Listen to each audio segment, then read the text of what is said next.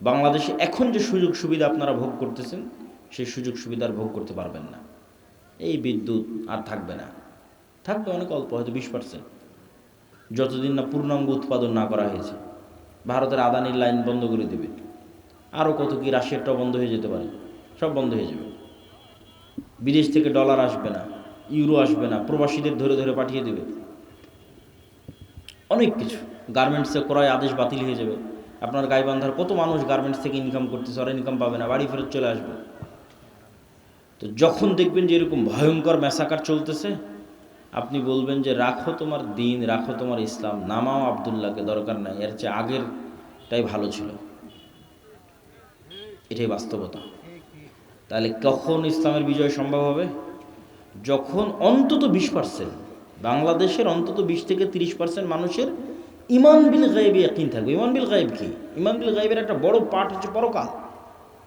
6 number, ওয়াবিল আখিরাতি হুম ইউকিনুন, সূরা বাকারার মধ্যে আল্লাহ বলেছেন আল্লাযীনা ইউমিনুনা বিল গায়ব, যারা গায়েবে ইয়াকিন রাখে। আর শেষ করছেন ওয়াবিল আখিরাতি হুম ইউকিনুন, পরকালে ইয়াকিন রাখে। তো পরকালে ইয়াকিন রাখা মানে কি? পরকালকে ভিজুয়ালাইজ করতে পারা, দেখতে পাওয়া। মুসলমানদের জীবন পরকাল ভিত্তিক। পরকালকে যতক্ষণ আপনি চোখ বন্ধ করে দেখতে না পাবেন, বারজাখী জীবনকে যতক্ষণ দেখতে না পারবেন, ততক্ষণ আপনি এই দুনিয়ার মোহ থেকে বের হয়ে আসতে পারবেন না। আর যতক্ষণ এই দুনিয়ার মোহ থেকে বের হয়ে আসতে না পারবেন, ততক্ষণ আপনাকে দিয়ে বিজয় হবে না। আল্লাহ সুবহানাহু ওয়া তাআলা কোরআন মাজিদে বলছেন, আম হাসিবতুম আন তাদখুলুল জান্নাহ ওয়ালাম্মা ইয়াতিকুম মাসালুল লাযীনা খালাউ মিন ক্বাবলিকুম মাসাতহুমুল বাসা ওয়াদ দাররা ওয়াজুলজিলু হাত্তা ইয়াকুলা রাসূলু ওয়াল্লাযীনা আমানু মাআহু মাতা নাসরুল্লাহ। জান্নাত কি তোমাদের মামার বাড়ি? জান্নাত কি তোমাদের নানির বাড়ি? এখন পর্যন্ত সেই জুলুম, সেই অত্যাচার সহ্য করলো না, যেই জুলুম, যে অত্যাচার তোমাদের পূর্বে যারা চলে গেছে তারা সহ্য করলো। তারা কি সহ্য করেছে? সূরা বুরুজে আল্লাহ বলছেন, ওয়ামা নাকামু মিনহুম ইল্লা ইউমিনু বিল্লাহিল আজিজিল হামিদ। পুরো একটা এলাকার মানুষকে আগুন জ্বালিয়ে পুড়িয়ে দেওয়া হচ্ছে, এবং ওই এলাকার মানুষেরা স্বেচ্ছায় আগুনের মধ্যে ঢুকে যাচ্ছে। তাদেরকে শর্ত দেওয়া হয়েছে, হয় ইমান পরিত্যাগ করো, না হয় আগুন রেডি আছে। তাহলে একটা পুরো সুন্দরগঞ্জের সকল মানুষ স্বেচ্ছায় কিভাবে আগুনে পুড়ে মারা যেতে পারে? একটাই রাস্তা আছে। সুন্দরগঞ্জের মানুষ যেদিন দেখতে পাবে সামনে যে আগুনটা জ্বলতেছে, এটা জান্নাত। এটা কিসের আগুন? এটা জান্নাত। আর পিছনে আমার বাড়িতে যে লাইট, ফ্যান, বিদ্যুৎ, এসি চলতেছে, ওখানে তো জাহান্নামের আগুন জ্বলতেছে। এই ইয়াকিন ছাড়া সম্ভব নয়। আসহাবুল উখদুদের এই ইয়াকিন ছিল, তারা স্বেচ্ছায় আগুনে চলে গেছে, কেন? ওই আগুনের মধ্যে ওরা জান্নাত দেখতে পাচ্ছিল। আর ওদের বাড়িতে ঘরে ওরা জ্বলন্ত জাহান্নামের আগুন দেখতে পাচ্ছিল। এটাই ইয়াকিন, এটাই পরকালের উপর ইয়াকিন। অন্তত 20% মানুষের এই লেভেলের যতক্ষণ ইমান না হবে, ততক্ষণ ইসলামের বিজয় হবে না। মুসলমানেরা জোর করে টেনে না হবে, কেননা পরকালমুখী চিন্তা ছাড়া ইসলামের বিজয় সম্ভব নয়। বস্তুবাদী চিন্তা দিয়ে ইসলাম কোনোদিন বিজয় হবে না। বস্তুবাদ তো ধোঁকা, আপনাকে গোলাম বানানোর ধোঁকা, আপনার দিনকে ছিনিয়ে নেওয়ার ধোঁকা। সম্মানিত বুঝছে, এই জন্য ইমান বিল গায়বে ইয়াকিন লাগবে। তারপরে দুনিয়াতে কি করতে হবে? দুনিয়াতে দুটো জিনিসের মাধ্যমে নেতা তৈরি হয়। একটা হচ্ছে জ্ঞান এবং শিক্ষা, আর একটা হচ্ছে সত্যবাদিতা এবং ন্যায়পরায়ণতা। এই দুইটার মাধ্যমে নেতা তৈরি হয়, নেতা তৈরির কারখানা। ন্যায়পরায়ণতার আমানতদারিতা যেন মুসলমানদের মধ্যে না থাকে, এই জন্য মুসলমানদের উপর চাপিয়ে দেওয়া আছে গণতন্ত্র। গণতন্ত্র হচ্ছে গোলাম তৈরির কারখানা। কেন? গণতন্ত্রের কালচারই এমন যে ওখানে আপনাকে মিথ্যা বলতে হবে। গণতন্ত্রের কালচারই এমন, ওখানে আপনাকে 2 নম্বরই করতে হবে, ধোঁকাবাজি করতে হবে। অন্য দলের সাথে তো বহু দূরে থাকে, একই দলের একই আসনের মনোনয়ন প্রার্থী একজন আর একজনের বিরুদ্ধে যদি 2 নম্বরই না করে, তো মনোনয়নে নিয়ে আসতে পারবে না। তাহলে এই যে 2 নম্বরই কালচারের মধ্যে দিয়ে যেন বড় হয়, এই জন্য গণতন্ত্র চাপিয়ে দেওয়া। তাহলে কি হবে? তাহলে 300টা যে এমপি আসতেছে, 300 এমপি 2 নম্বরই রাস্তা অবলম্বন করে আসতেছে। তাহলে এরা 300 জন আপনাদের কাছে এমপি, কিন্তু আল্লাহর কাছে গোলাম, কৃতদাস। এরা টাকার কাছে বিক্রি হয়ে যাবে, কেন? ওদেরকে ওই কালচারের মধ্যে বড় করা হয়েছে।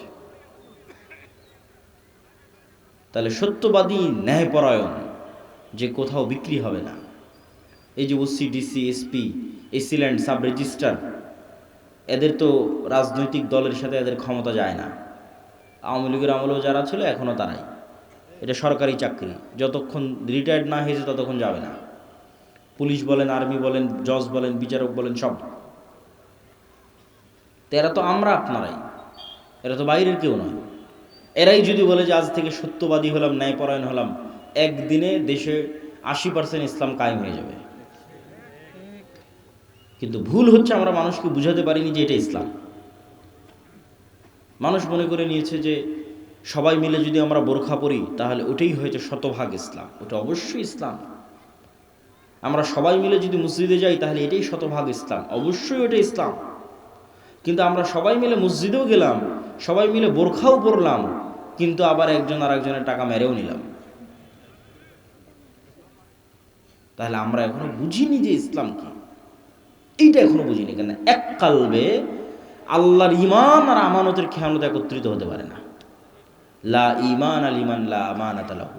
ফলত মানুষকে আমরা বুঝাতেই পারিনি। আমি যে বললাম যে আজকে OC, DC, SP, AC land, sub registrar এরা যদি শতভাগ শতার ন্যায়পরায়ণ হয়ে যায় তো 80% ইসলাম কায়েম হয়ে যাবে, এটা কেমনে বললাম?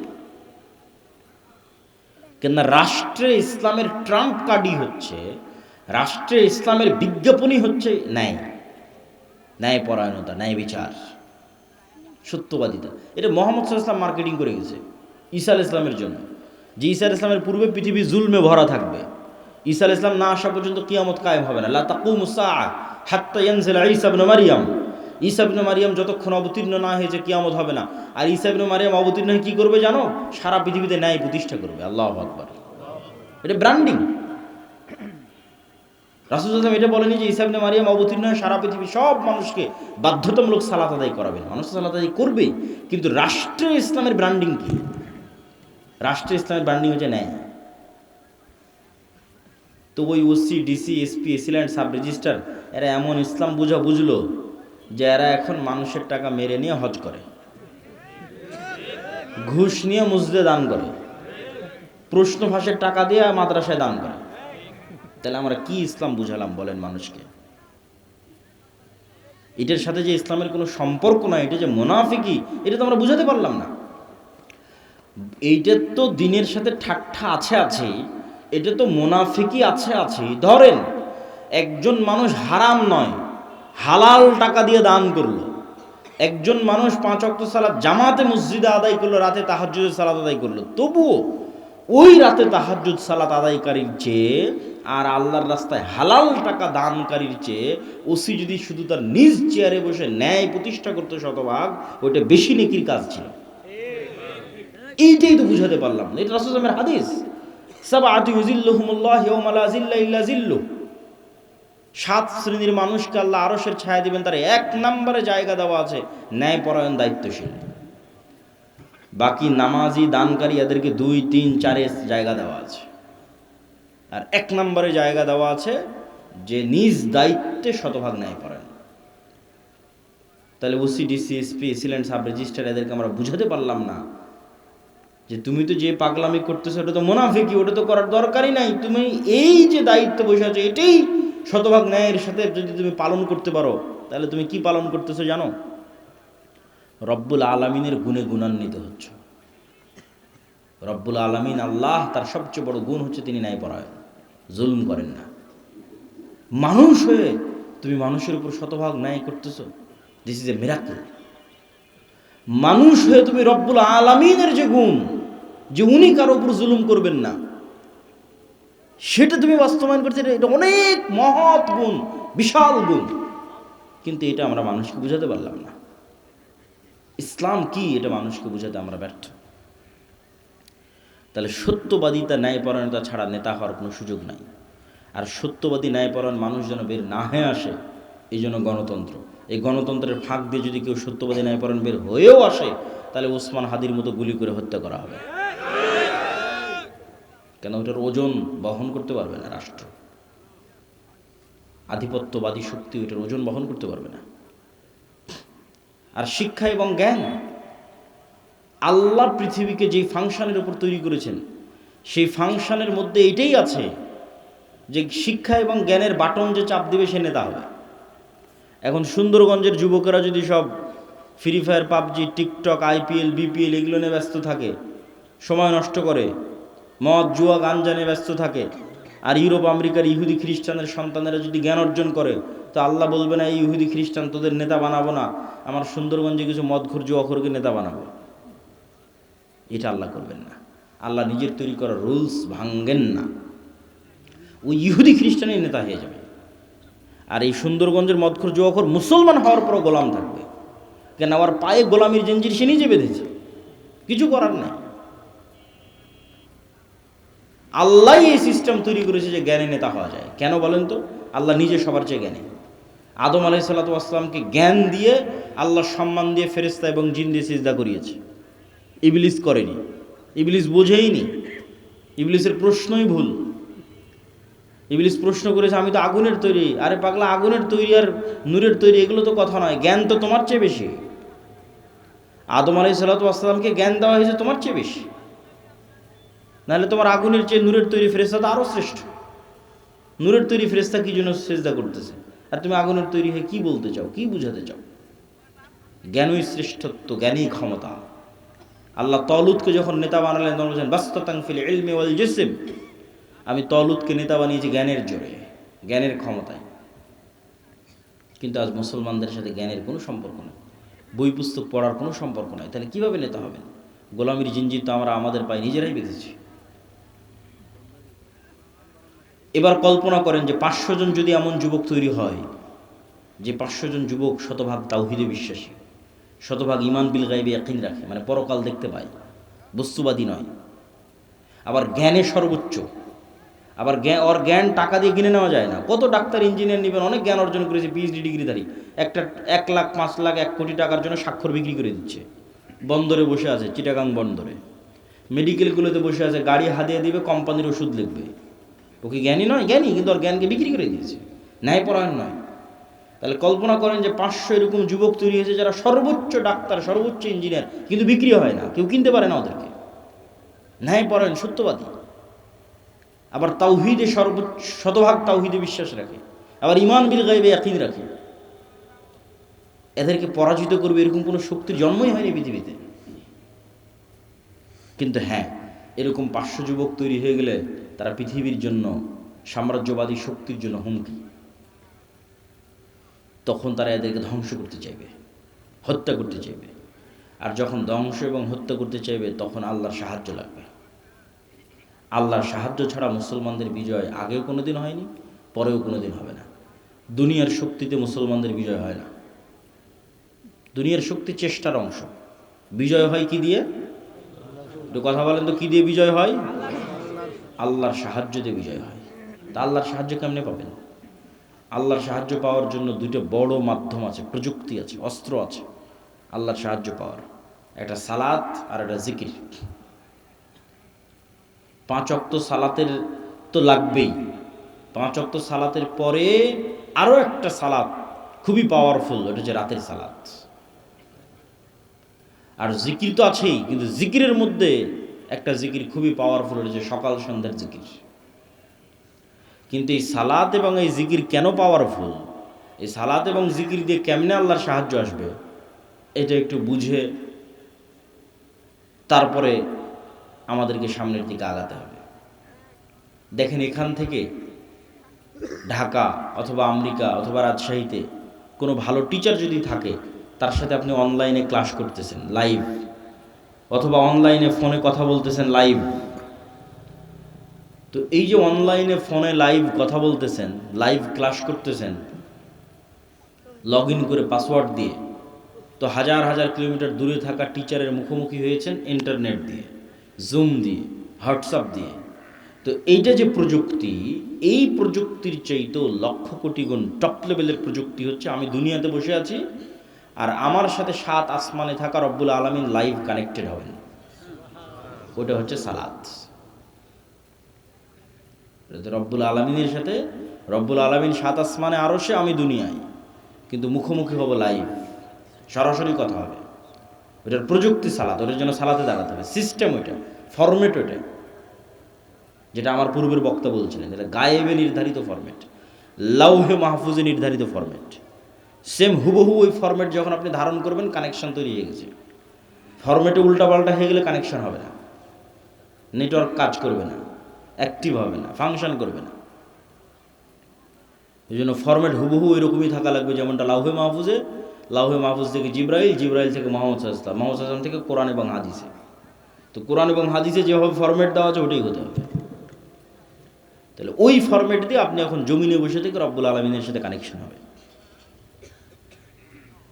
ঠিক যেমন আমরা আমাদের মোবাইলের পাসওয়ার্ড ওপেন করতেছি ফিঙ্গারপ্রিন্ট দিয়ে, ফেস ভেরিফিকেশন দিয়ে। ওই ফেস ভেরিফিকেশন যখন নেয় তখন বলে ডানে তাকাও, বামে তাকাও, উপরে তাকাও। তাহলে পুরো ফেসটা নেয়, পুরো ফেসটা মোবাইলের কাছে থাকলো, পরে যখনই আমার ফেসটা দেখে চিনতে পারে, সাথে সাথে খুলে যায়। তো আজকের যুগে, আধুনিক যুগে অনেক দরজা আছে, দেখবেন ফিঙ্গারপ্রিন্ট দিয়ে দরজা ওপেন হয়। আচ্ছা, আমাদের গাড়ির চালক কি এসে পৌঁছেছে? কিছু ভাই পৌঁছেছে? তো দেখবেন যে ফিঙ্গারপ্রিন্ট দিয়ে দরজা ওপেন হয়, কার্ড পাঞ্চ করে দরজা ওপেন হয়। তো মনে করেন আমরা অত্যাধুনিক প্রযুক্তির একটা দরজার সামনে দাঁড়িয়ে আছি, যেই দরজা পাসওয়ার্ড অনেক কঠিন, প্রচুর ভ্যারাইটিস পাসওয়ার্ড। যেমন মোবাইলের পাসওয়ার্ড দেওয়ার সময় ওরা কী বলে যে শুধু ইংরেজি লিখিও না, সংখ্যা দাও, 1 2 3 4 দাও, 1 2 3 4 পরে হ্যাশ দাও, স্টার দাও, যত রকমের দিতে পারো তত পাসওয়ার্ড শক্ত। তো পাসওয়ার্ড অনেক শক্ত, নির্ধারিত সময়ে আসতে হবে, নির্ধারিত সময় ছাড়া কাজ করবে না, দরজা খুলবে না। নির্ধারিত সময়ে আসতে হবে, পবিত্র অবস্থায় আসতে হবে। পবিত্র হওয়ারও ফরম্যাট দেওয়া আছে। মানুষ বুঝতেছে না কী ব্যাপার, আমি পেশাব পায়খানা করলাম কিন্তু হাত কেন ধুচ্ছি? এটা তো গায়েবে নির্ধারিত ফরম্যাট, এটা তো প্রযুক্তি। পেশাব পায়খানা করে এসে মাথা কেন মাসাই করতেছি? তো লাউহে মাহফুজ এভাবে নির্ধারণ করা আছে, এইটা ওইটার সাথে মিলে যাবে, তখনই তো কানেকশন তৈরি হবে, তখনই তো যোগাযোগ তৈরি হবে। আসে যখন আপনি নির্ধারিত সময় যখন পবিত্র অবস্থায় দাঁড়ালেন, এটা একটা ফরম্যাট, এর সাথে একটা আওয়াজ আছে, সাউন্ড আছে। আলহামদুলিল্লাহ রাব্বিল আলামিন আর রহমানির রহিম। রুকুতে যখন গেলেন, এটা একটা ফরম্যাট, ওর সাথে একটা সাউন্ড আছে, সুবহান রাব্বিল আযীম। সিজদায় গেলেন, ওর সাথে একটা সাউন্ড আছে, সুবহান রাব্বিল আলা। এই ফরম্যাট, সাউন্ড, দাঁড়ানো, সময়, নিয়াত, কালব কানেক্টেড, চোখ সিজদায়, সব যখন মিলে গেছে, তখন তো সামনের দরজা উন্মুক্ত হবে, ধরতে পেরেছে পরিপূর্ণভাবে, তখন আল্লাহর সাহায্যের দরজা উন্মুক্ত হবে, আল্লাহ সুবহানাহু ওয়া তাআলার রহমত পাওয়ার দরজা উন্মুক্ত হবে। এটাই সালাত। সালাত ছাড়া মুসলমানদের বাঁচার কোনো রাস্তা নাই, সালাত ছাড়া মুসলমানদের মুক্তির কোনো রাস্তা নাই। কেন? 7 আসমানের সাথে যোগাযোগই হবে না, 5 ওয়াক্ত সালাতে জেনে নেওয়ার নামই নাই, গন্তিতেই নাই, আল্লাহর কাউন্টের মধ্যেই নাই। তো অকিদে কি কাজ হবে? ওর ভোটেরও কোনো দাম নাই, ওর মিছিলেরও কোনো দাম নাই, ওর তাকবীরেরও কোনো দাম নাই, ভ্যালুলেস। 16 কোটি বেনামাজি ভোট দিয়ে যদি বলে ইসলাম বিজয় করবে, এটা মিথ্যা কথা। তা আল্লাহর খাতাতে নেই কিসের ইসলাম? তো 7 আসমানের সাথে যতক্ষণ সম্পর্ক না থাকছে, রব্বুল আলামিনের সাথে যতক্ষণ কানেকশন না থাকছে, ততক্ষণ এইটা দিয়ে আল্লাহ সুবহানাহু ওয়া তাআলার সাহায্য আসবে না, ইসলামেরও বিজয় হবে না। নিজের ব্যক্তি স্বার্থ আদায় হতে পারে, নিজের দুনিয়াবি কিছু লাভ লোকসান হতে পারে, ইসলামের নয়। এই জন্য সালাত ছাড়া কোনো রাস্তা নাই, মুসলমানকে সালাত আদায় করতেই হবে। এই জন্য রাসূলুল্লাহ সাল্লাল্লাহু আলাইহি ওয়াসাল্লাম সূর্য গ্রহণে সালাত, চন্দ্র গ্রহণে সালাত, বৃষ্টি প্রার্থনায় সালাত, যুদ্ধের মধ্যে সালাত। যুদ্ধের মধ্যে সবাই মিলে যুদ্ধ করলে তো যুদ্ধ আরো জমে, তা না করে বলছে সালাতের সময় হয়ে গেছে, অর্ধেক যুদ্ধ করো, অর্ধেক সালাত আদায় করো। কেন? তোমাদের এই যুদ্ধ সবাই মিলে যুদ্ধ করলে বিজয় হবে, ওই থিওরিতে এই যুদ্ধ চলে না। এটা যদি জিহাদ ফি সাবিলিল্লাহ হয়, জিততে হলে রব্বুল আলামিনের সাহায্য লাগবে। রব্বুল আলামিনের সাহায্য আসার জন্য ওই যে ফরম্যাটে দাঁড়াতে হবে, প্রযুক্তি ইউজ করতে হবে। তাহলে আসমান থেকে সাহায্য নামা শুরু করবে, আর আসমান থেকে সাহায্য না নামলে তোমাদের বিজয় হবে না। এই জন্য সালাত আদায় করা ছাড়া মুক্তির কোনো রাস্তা নেই। আর একটা বলেছি, জিকির। জিকির কেন পাওয়ারফুল? জিকির কেন শক্তিশালী? জিকির কেন পাওয়ারফুল, শক্তিশালী? এটা বুঝতে হলে আপনাকে বুঝতে হবে শব্দ, আওয়াজ, বাক্য কেন শক্তিশালী। আজকে আমরা যে বিশ্বে দাঁড়িয়ে আছি, এই বিশ্বটা আধুনিক সভ্যতা দাঁড়িয়ে আছে যে আমি আব্দুল্লাহ এখান থেকে বলবো, আমার এই আওয়াজটা মোবাইলে ক্যাপচার করবে, মোবাইল থেকে নেটওয়ার্কে দিবে, দিয়ে এখন আমার কথা এখন আমেরিকাতে বাজতেছে। এ কেমনে আমেরিকা গেল? এটা আলোর মধ্যে দিয়ে আমার কথা ট্রান্সফার হয়ে যাচ্ছে, আমার চেহারা, ছবি, ভিডিও আলোর মধ্যে দিয়ে ট্রান্সফার হয়ে যাচ্ছে। এটা পৃথিবী যেদিন থেকে সৃষ্টি হয়েছে ওই দিন থেকেই হয়, মানুষ জানতো না। এই গায়েব আল্লাহ উন্মোচন করেছে 50 বছর 60 বছর হচ্ছে মানুষের জন্য। তো এটার উপরে এই আধুনিক সভ্যতা টিকে আছে। কিন্তু এই আধুনিক সভ্যতার চেয়েও পাওয়ারফুল অত্যাধুনিক প্রযুক্তি হচ্ছে শব্দভিত্তিক, আওয়াজ ভিত্তিক প্রযুক্তি। কিন্তু ওর ধারে কাছে বিজ্ঞানীরা নাই, বিজ্ঞানীদের ওই লেভেল পর্যন্ত জ্ঞান পৌঁছেনি। কিন্তু ওই লেভেল পর্যন্ত কিছু জ্ঞান আল্লাহ আবার সুলাইমান আলাইহিস সালামকে দিয়েছিলেন। বলেন আল্লাহু আকবার। তাহলে সুলাইমান আলাইহিস সালাম আজ থেকে 1000 বছর আগে কোন লেভেলের জ্ঞান অর্জন করেছিল? যেমন আমার এখানে যদি একজন চাইনিজ বসে থাকে, ও আমার একটা কথা বুঝতে পারবে, খালি আওয়াজ ওর কানে যাবে। কি যাবে? আওয়াজ। তো এটা এক ধরনের আওয়াজ। আমি যে বাংলা বলতেছি, this is one kind of sound, এটা একটা ধরনের আওয়াজ। আপনি বুঝতেছেন, আরেকজন বুঝে না। ঠিক এখানে এসে একটা চাইনিজ যদি বক্তব্য দেয়, আপনি খালি আওয়াজই শুনতে পাবেন। কি যে আওয়াজ, তো অর্থ জানি না। তাহলে অবশ্যই এই ধরনের কোনো একটা আওয়াজের সিস্টেম আছে, ফরম্যাট আছে, যেটা আপনি উচ্চারণ করলে গরুতে বুঝে নেবে যে কি বললো। বলেন আল্লাহু আকবার। ওইটা আমাদের ব্রেনে আল্লাহ দেয়নি, ওটা সুলাইমান আলাইহিস সালামকে দিয়েছিল। কোন বাক্য, কোন আওয়াজ উচ্চারণ করলে আমি পিঁপড়াকে বলতে পারবো, পিঁপড়া তুমি ডানে যাও, এটার একটা আওয়াজ আছে। এই আওয়াজের জ্ঞান আল্লাহ কাকে দিয়েছিল? বলেন না যে কাকে দিয়েছিল? সুলাইমান আলাইহিস সালামকে দিয়েছিল। এটা সবচেয়ে অত্যাধুনিক প্রযুক্তি, সর্বোচ্চ লেভেলের প্রযুক্তি, আওয়াজ, শব্দ।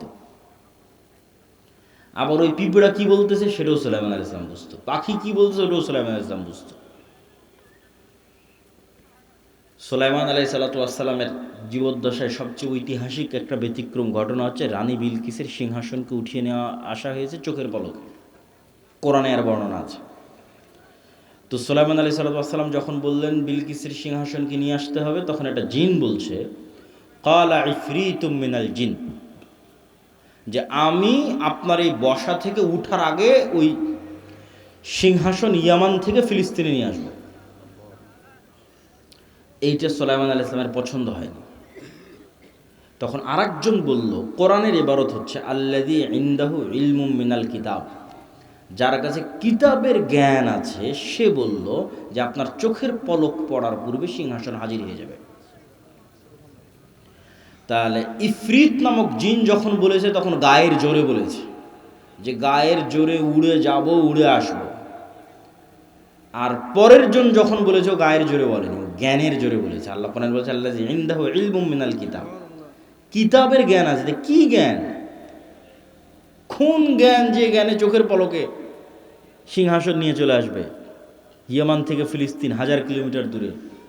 তো অনেক মুফাসসির লিখেছেন যে আল্লাহ সুবহানাহু ওয়া তাআলার বিশেষ কিছু জিকির তার জানা ছিল, সাউন্ড, আওয়াজ, জ্ঞান, জিকির, বিশেষ কিছু জিকিরের জ্ঞান, যে আওয়াজ দিয়ে, যে সাউন্ড দিয়ে চোখের পলকে সিংহাসন ওখান থেকে উড়ে চলে আসবে এখানে। তো সাউন্ড খুব পাওয়ারফুল। এই জন্য আল্লাহ সুবহানাহু ওয়া তাআলা পৃথিবী ধ্বংসর সিস্টেম নির্ধারণ করেছেন সাউন্ড। যে ইসরাফিল বাঁশিতে ফুঁ দিবে, আওয়াজ তৈরি হবে, আওয়াজে সূর্য চন্দ্র নক্ষত্র সব ভেঙে চূর্ণ বিচূর্ণ হয়ে যাবে, আওয়াজ। মানুষ, ফেরেশতা, জিন সব মরে যখন সাফ, কুল্লু মান আলাইহা ফান ওয়া ইয়াবকা ওয়াজহু রাব্বিকা যুল জালালি ওয়াল ইকরাম, তখন আল্লাহ যদি পুনরুজ্জীবন করতে চাই, ইসরাফিলকে আবার নতুন করে সৃষ্টি করে ইসরাফিলের মুখে বাঁশি দিয়ে আওয়াজ দিতে বলবে, আওয়াজে সব কবর থেকে বের হয়ে আসবে। তাহলে ধ্বংসের সিস্টেমও আওয়াজ, পুনরুত্থানের সিস্টেম আওয়াজ। এটা টপ লেভেলের প্রযুক্তি, আওয়াজ।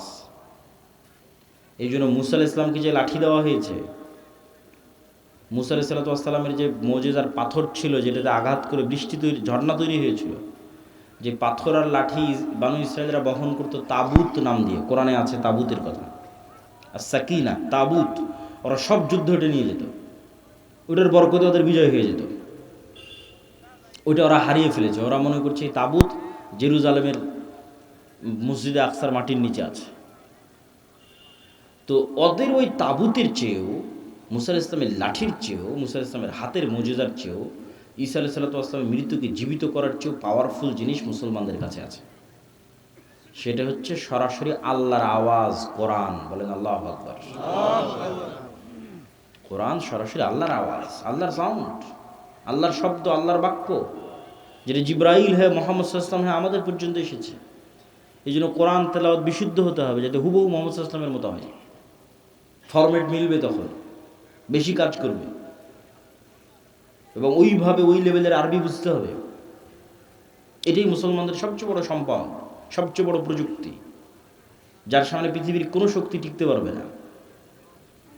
কেন? এটা সরাসরি আল্লাহর আওয়াজ, আল্লাহর শব্দ। আর সবচেয়ে পাওয়ারফুল হচ্ছে শব্দ, সবচেয়ে পাওয়ারফুল হচ্ছে আওয়াজ। এই জন্য শ্রেষ্ঠতম জিকির হচ্ছে পবিত্র কোরআন। আফজালুজ জিকর তিলাওয়াতুল কোরআন। শ্রেষ্ঠতম জিকির কোরআন তেলাওয়াত করা। কিন্তু সেই কোরআন শিখে কে, পড়ে কে, বুঝে কে, জানে কে? কোরআনের যা অবস্থা পৃথিবীতে, এভাবেই ভাগ্য নির্ধারণ করা আছে। তো জিকিরের কথা বলতে গিয়ে আর দুটো পয়েন্ট বলবো, যে জিকির কেন গুরুত্বপূর্ণ, কেন শক্তিশালী, কেন পাওয়ারফুল। পৃথিবীর এমন কোনো অসম্ভব নয় যা সম্ভব করা যাবে না জিকির দিয়ে। তবে তার আগে, জিকিরের উপর গুরুত্বপূর্ণ দুটো পয়েন্ট উল্লেখ করার আগে জরুরি 2 মিনিট কথা। এই যে আজ সুন্দরগঞ্জে সম্ভবত আমি আজকে প্রথম এসেছি নাকি? তো এই যে এত চেষ্টার পর, এত পরিশ্রমের পর প্রথম আসলাম, এই আশা যদি শেষ হয় তাহলে আর কোনো অর্থ থাকে না। কিন্তু বাংলাদেশের যত উপজেলা, 600 উপজেলায় একবার করে গেলে 2 বছর লাগবে, তাও যদি প্রতিদিন প্রোগ্রাম করা হয় তাহলে। আর যদি মাত্র সিজনের 2-3 মাস প্রোগ্রাম করা হয় তাহলে 5 বছর লাগবে সব উপজেলায় যেতে। তাহলে আপনাদের সাথে আমাদের যোগাযোগ থাকবে কিভাবে? যোগাযোগ থাকার মাধ্যম হচ্ছে মাসিক আল ইতিসাম। যোগাযোগ থাকার মাধ্যম হচ্ছে এই যে আজকে যে আলোচনা করলাম, এটা পুরোটাই এই বইয়ে লেখা আছে, আল্লাহর পথে যাত্রা। এটা সব দাওয়া সেন্টার, মসজিদ, মাদ্রাসা, স্কুল, কলেজে রেখে প্রতি সপ্তাহে অন্তত একদিন 1-2 পৃষ্ঠা করে পাঠচক্র করতে হবে। এটা মুসলমানদের মুক্তির রোডম্যাপ হিসেবে লেখা 1 নম্বর বই।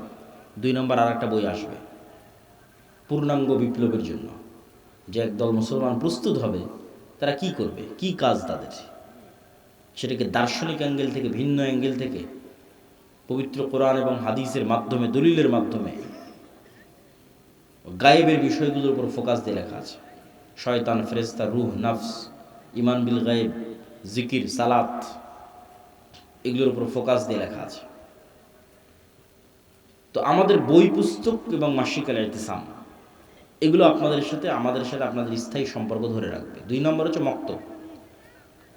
বুড়া মানুষদের বিপ্লব হবে না, না, বেশিরভাগই বৃদ্ধ মানুষ বসে আছে।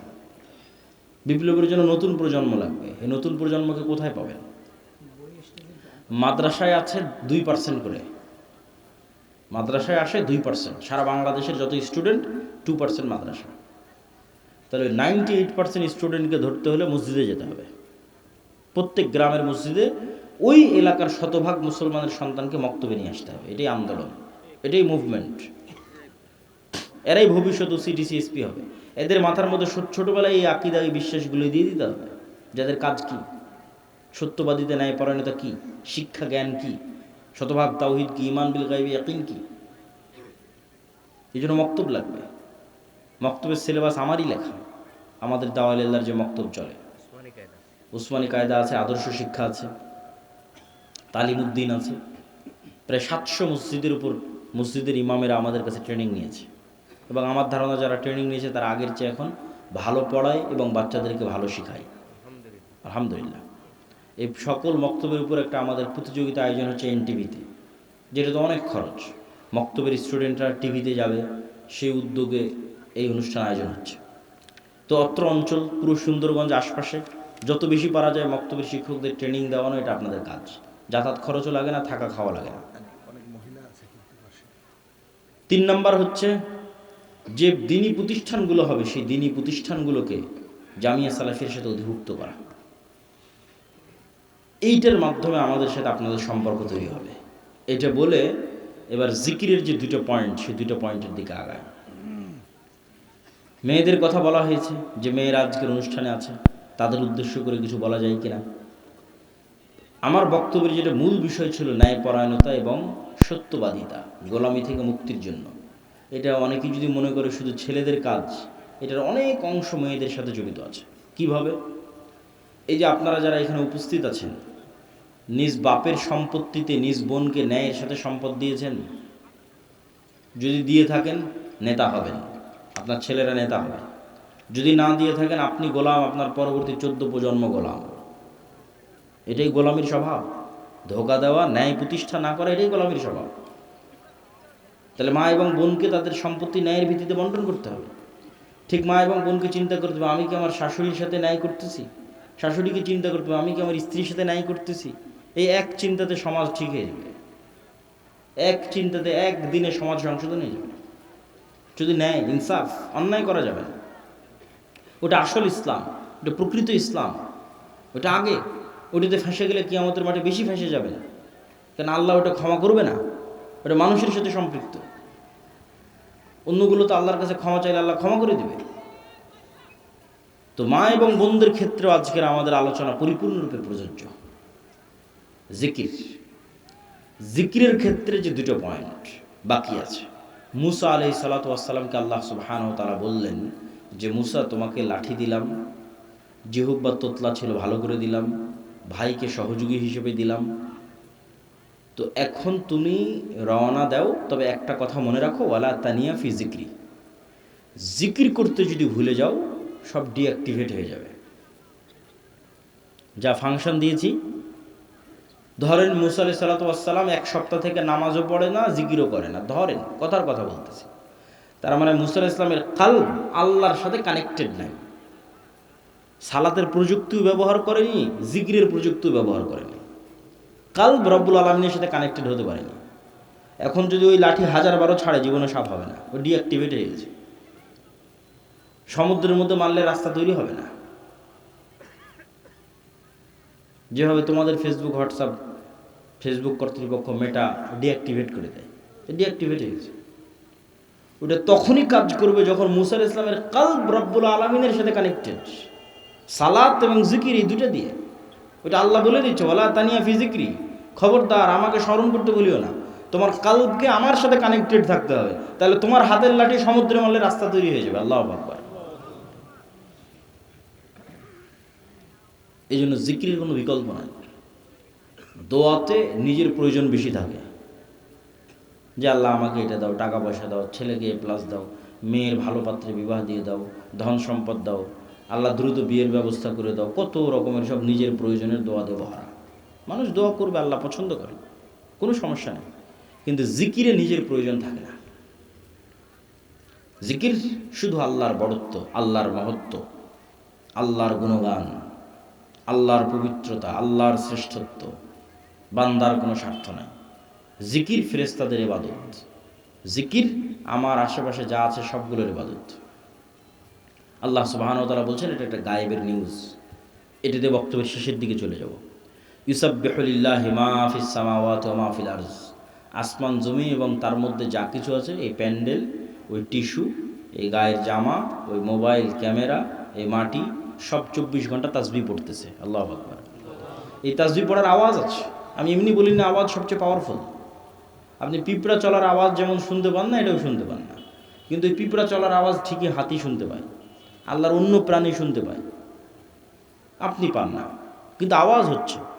আমাদের এই গায়ের এই জামা আওয়াজ করে করে তাসবিহ পড়তেছে। শুধু কি এটা ভয়ঙ্কর না, এর চেয়ে বড় ভয়ঙ্কর হচ্ছে আমরা যখন তাসবিহ পড়ি তখন এরা বুঝি।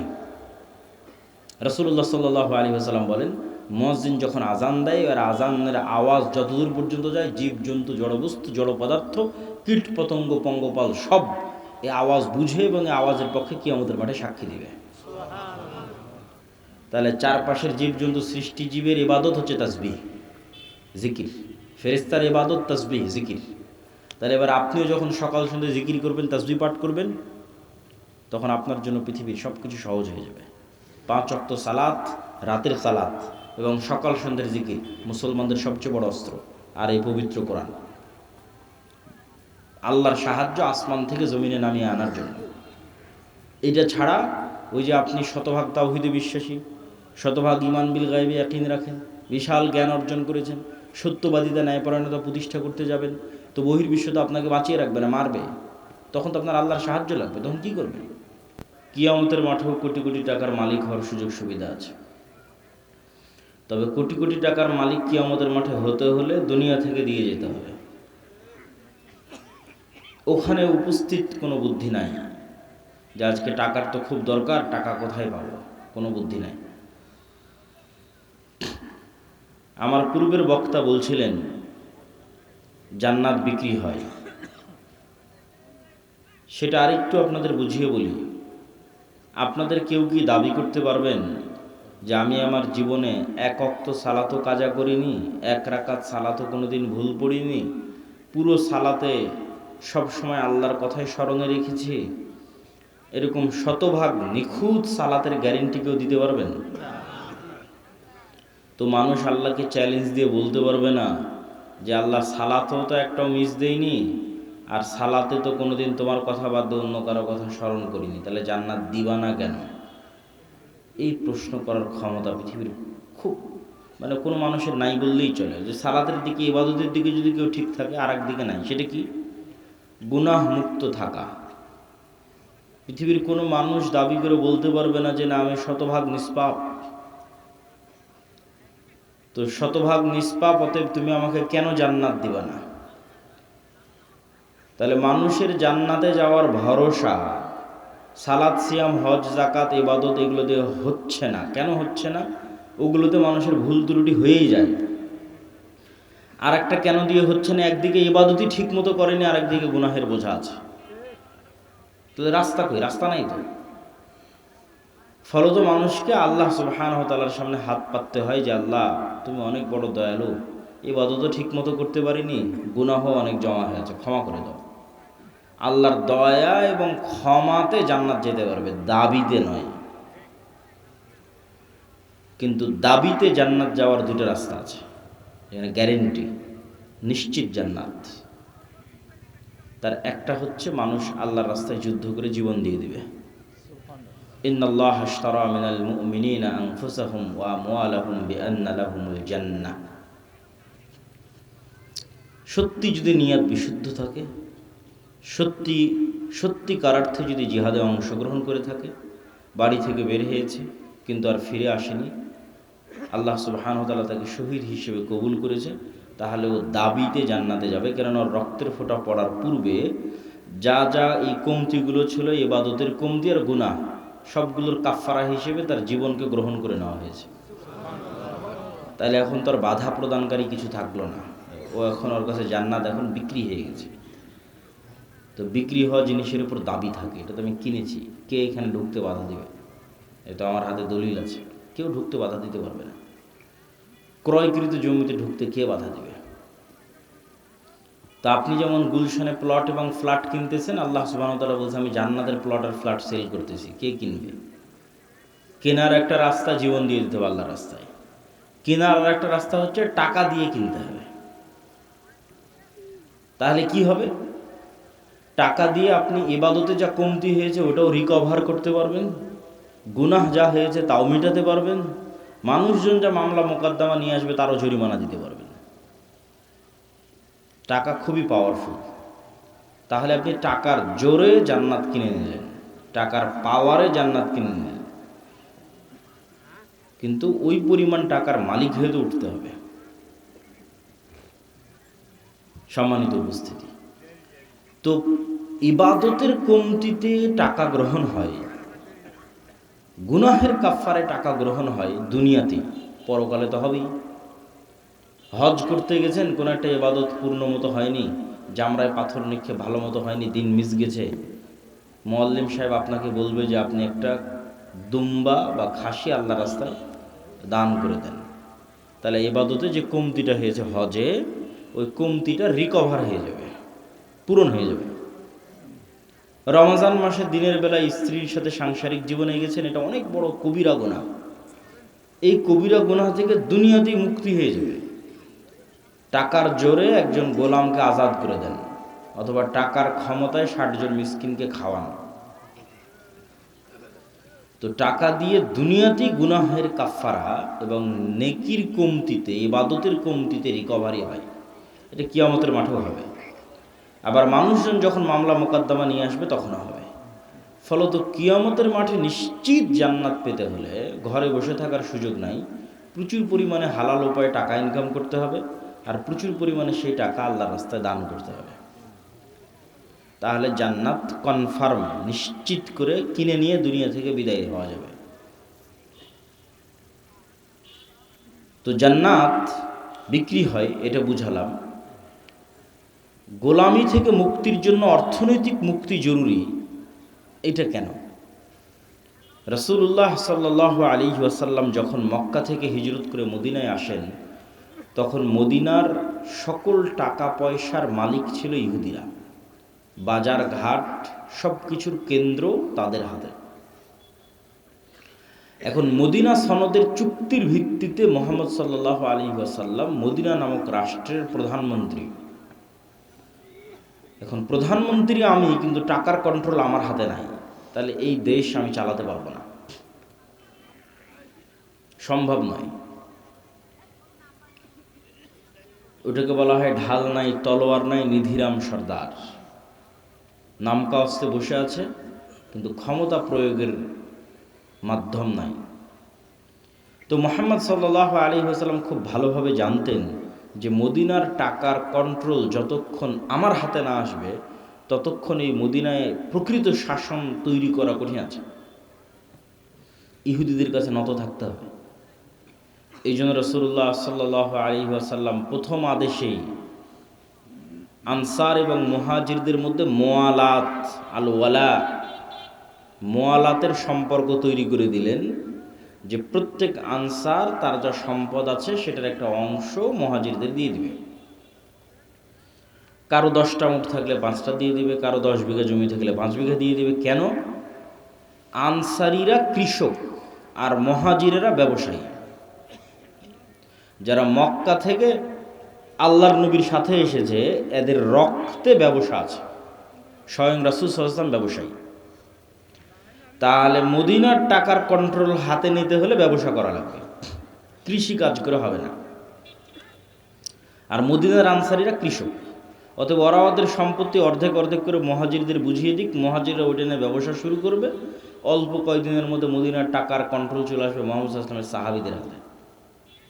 হলেও তাই। আল্লাহর নবীর জীবদ্দশাতে ওসমান বিন আফফান, আব্দুর রহমান বিন আউফ, জুবাইর ইবনুল আওয়াম, এরা মদিনাতে কোটিপতি হয়ে গেল।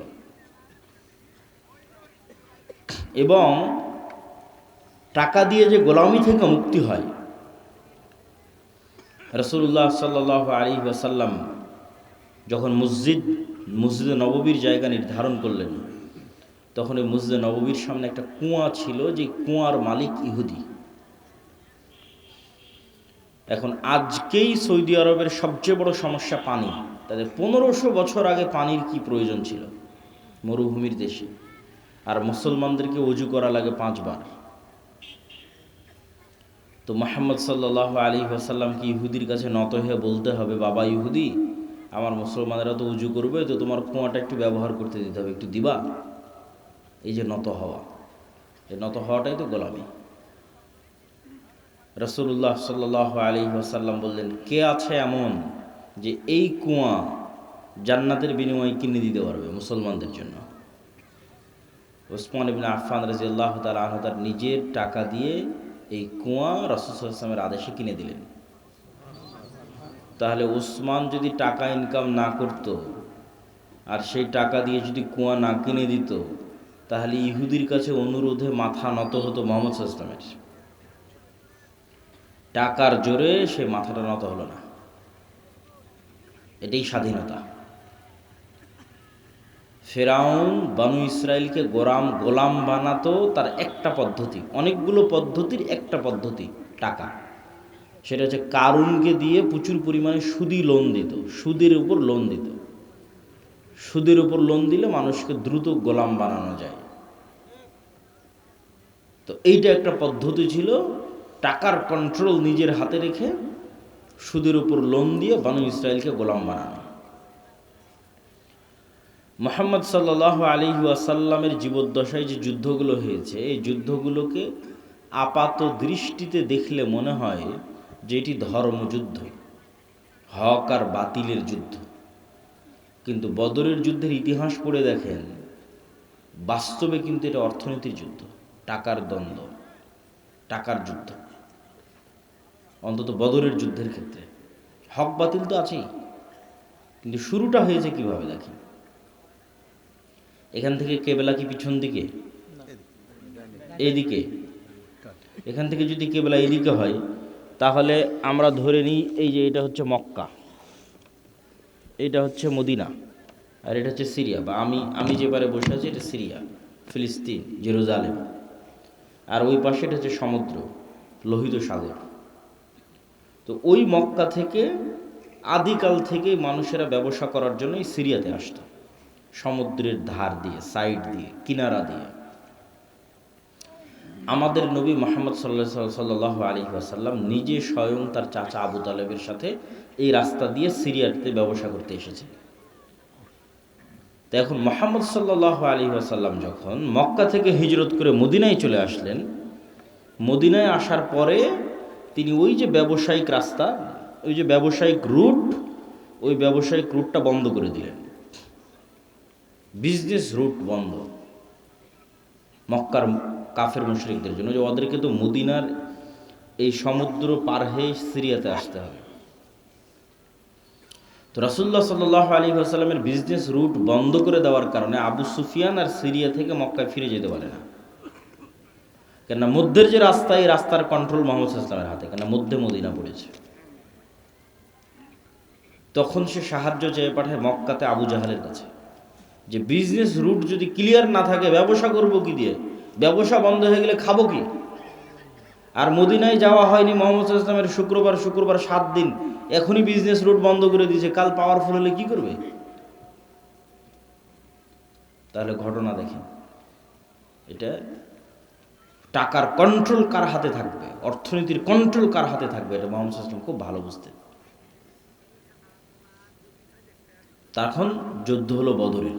এই জন্য বদরের যুদ্ধ মদিনার মধ্যে হয়নি, বদরের যুদ্ধ হচ্ছে সমুদ্রের ধারে, মদিনা থেকে 250-300 কিলোমিটার দূরে। এত দূর চলে গেছে রাসূল সাল্লাল্লাহু আলাইহি ওয়াসাল্লামের সাহাবীরা বিজনেস রুট বন্ধ করার জন্য, মদিনা থেকে 300 কিলোমিটার দূরে, সমুদ্রের ধারে। আপনাদের কারো যাওয়ার সুযোগ হলে দেখবেন যে মদিনা থেকে কত দূরে বদর, সমুদ্রের ধারে। তো সম্মানিত উপস্থিতি, টাকা অর্থনীতি গোলামি থেকে মুক্তির একটা মাধ্যম। দুঃখজনক হচ্ছে আজকের মুসলমানেরা, এটা আজকের মুসলমানদের যে স্বভাব এবং বৈশিষ্ট্য, এটা আজ থেকে 1400 বছর আগের মুসলমানদের স্বভাব এবং বৈশিষ্ট্য ছিল না। আল্লামা ইকবাল লিখেছেন, নাহি মাকাম কি খুগর তবিয়তে আজাদ, হাওয়ায়ে সাইরে মিসালে নসিম পয়দা কর। যে মুসলমানেরা কখনো এক দেশ, এক এলাকা, এক গ্রাম, এক কাজ, নির্ধারিত কোনো কিছুর কোনোদিন মুখাপেক্ষী ছিল না। মুসলমানেরা হচ্ছে সকালের প্রবাহিত বাতাসের মতো, যার কোনো বর্ডার নাই, যার কোনো সীমানা নাই। রাসূলুল্লাহ সাল্লাল্লাহু আলাইহি ওয়াসাল্লামের সাহাবীদের বেশিরভাগ 90% নিজ এলাকা, নিজ গ্রাম, নিজ দেশে মরেনি। কেন? এরা নির্ধারিত কাজ, নির্ধারিত পেশা, নির্ধারিত দেশ নিয়ে কোনোদিন পড়ে থাকেনি, সকালের প্রবাহিত বাতাসের মতো। জীবিত কওমের আলামত এটাই যে তাদের সকাল এবং সন্ধ্যা পরিবর্তন হয়, আর মৃত কওমের আলামত এটাই যে তাদের সকাল এবং সন্ধ্যা এক থাকে। প্রতিদিন সকালবেলা উঠলাম, মাঠে গেলাম, কাজ করলাম, বাড়িতে আসলাম। প্রতিদিন সকালবেলা উঠলাম, অফিসে গেলাম, কাজ করলাম, বাড়িতে আসলাম। এই যে ডেইলি রুটিন সেম, এটা হচ্ছে মৃত জাতির আলামত। আর 1400 বছর আগের মুসলমানেরা মরু যাযাবর, বিদুইন। আজ এখানে 2 দিন, তো কাল গোবিন্দগঞ্জে 3 দিন, তারপরের দিন বগুড়া গাবতলীতে 5 দিন, তারপরের দিন ঢাকা, চলছেই তো চলছে। তারপরে দিল্লি, করাচি, আফগানিস্তান, প্রতিদিন সকাল সন্ধ্যা পরিবর্তন হচ্ছে। ব্যবসা করে বেড়াচ্ছে সারা পৃথিবী। ব্যবসার রাস্তা দিয়ে মুসলমানেরা দিন প্রচার করেছে। ভারতের কেরালা, বাংলাদেশের চট্টগ্রাম, ইন্দোনেশিয়া, মালয়েশিয়া, সব ব্যবসার রাস্তা দিয়ে দিন গেছে। মুসলমানদেরকে চাকরি করা, গোলামি, নৌকরি, নৌকার, চাকর, এটা শিখিয়েছে ইউরোপিয়ানরা। মুসলমানদের গতি এটা ছিল না। মুসলমানদের গতি হচ্ছে টাকা ইনকাম করতে হবে, দিনের দাওয়াত দিতে হবে, ব্যবসা করতে হবে। এই জন্য দিনের কাজে অর্থের খুব প্রয়োজন। আজকের এই অনুষ্ঠান চলা অবস্থাতেও আপনারা এই প্রতিষ্ঠানে, এই উদ্যোগে দানে অংশগ্রহণ করবেন, এটা আপনাদের প্রতি উদাত্ত আহ্বান থাকবে। আল্লাহ কবুল করুক, বলেন আল্লাহুম্মা আমিন। তাহলে আমাদের বক্তব্যের বিষয়, মুসলমানেরা গোলামি থেকে বাঁচবে কিভাবে। তো শুরুই করলাম অর্থনৈতিক মুক্তি, গোলামি থেকে মুক্তির একটা রাস্তা। 2 নম্বর, শতভাগ তাওহীদ এবং শতভাগ ঈমান বিল গায়ব। ঈমান বিল গায়বে ইয়াকিন ছাড়া মুসলমানদের বাঁচার কোনো রাস্তা নাই।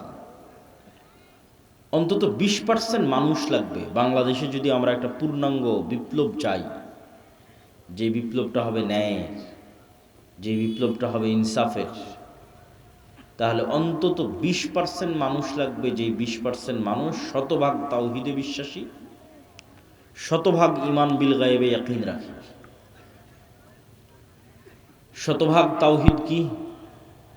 সুন্দরগঞ্জ গাইবান্ধার আহলুল হাদিস ভাইয়েরা মনে করতে পারে যে আমরা তো শিরক বেদাত করি না, কবর মাজারে যাই না, তাহলে আমাদের তাওহীদে সমস্যা কোথায়? আছে।